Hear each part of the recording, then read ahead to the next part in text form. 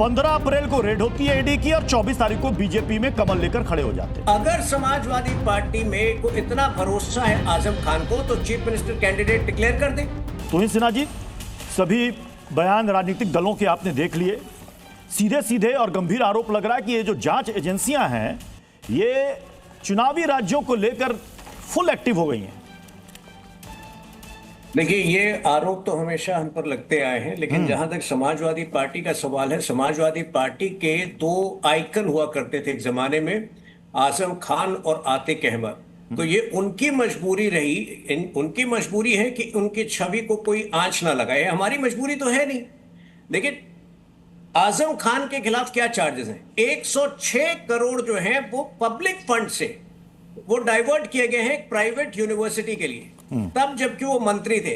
तो कुछ जो है उसमें पब्लिक वर्क्स डिपार्टमेंट मिनिस्ट्री से अलग किए गए हैं, कुछ जल बोर्ड से अलग किए गए। 106 करोड़ रुपए। दूसरा बड़ा आरोप, जो 40 बिल्डिंग्स का निर्माण हुआ है उनकी यूनिवर्सिटी में, उसमें 38 जो है उसकी कोई प्लानिंग जो है सबमिट नहीं की गई थी रामपुर डेवलपमेंट अथॉरिटी को। तो ये बहुत बड़े आरोप है। देखिए, जांच में समय लगता है, वो फॉर्डर स्कैम हो, चारा घोटाला हो, या फिर वो जेएमएम ब्राइबरी केस हो, कन्विक्शन तक आते आते 15 साल दोनों में लगे थे कम से कम।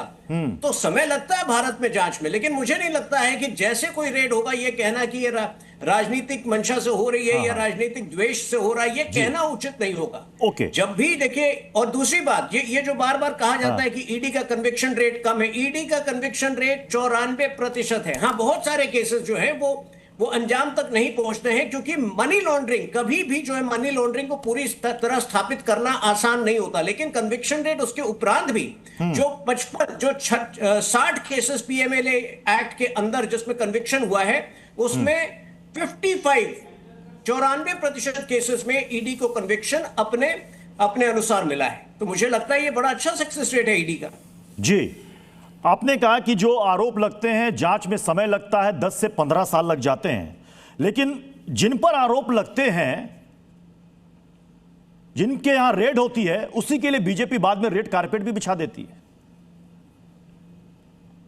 नहीं, देखिए, जब चार्जेस स्थापित नहीं होता है, तो आजीवन किसी का बहिष्कार तो फिर क्या ये आरोप सिर्फ राजनीतिक होते हैं तुहिन जी? राजनीतिक साबित होने में जब 15 से 20 साल लग जाता है, तो क्या ये आरोप सिर्फ राजनीतिक होते हैं? मैं जिस रेड कारपेट की बात कर रहा हूं उसमें एक नाम हालिया मैं आपको बता देता हूं, अशोक मित्तल का, आम आदमी पार्टी के राज्यसभा के सांसद। 15 अप्रैल को रेड होती है ईडी की और 24 तारीख को बीजेपी में कमल लेकर खड़े हो जाते हैं। देखिए, अशोक मित्तल की तुलना आपको आजम खान से नहीं करनी चाहिए। आजम खान के खिलाफ पिछले 20 साल में बहुत सारे चार्जेस, अशोक मित्तल जी पर पहली बार हुआ था। लेकिन मैं आपको आपके सवाल को घुमा देता हूं जी। अगर समाजवादी पार्टी में को इतना भरोसा है आजम खान को तो चीफ मिनिस्टर कैंडिडेट डिक्लेयर कर दे चुनाव के लिए, सिंपैथी गेन करने की कोशिश करें। देखिए उनको वोट बढ़ता है उनका कि वोट पूरी तरह कट जाता है। आजम खान की कोई विश्वसनीयता नहीं है, और मुझे लगता है कि आप आजम खान और जो आम आदमी पार्टी के जो व्यक्ति जिन पर अभी रेट पड़ा है, वो अगर गिड़गिड़ाए भी तो बीजेपी ऐसे लोगों को कभी नहीं लेने वाली है। तो इसलिए ये कहना कि बीजेपी इसलिए रेट पड़ा कर रही है कि उनको बाद में पार्टी में लेगी, मुझे लगता है कि ये बहुत ही एग्जैजरेटेड एक स्टेटमेंट है।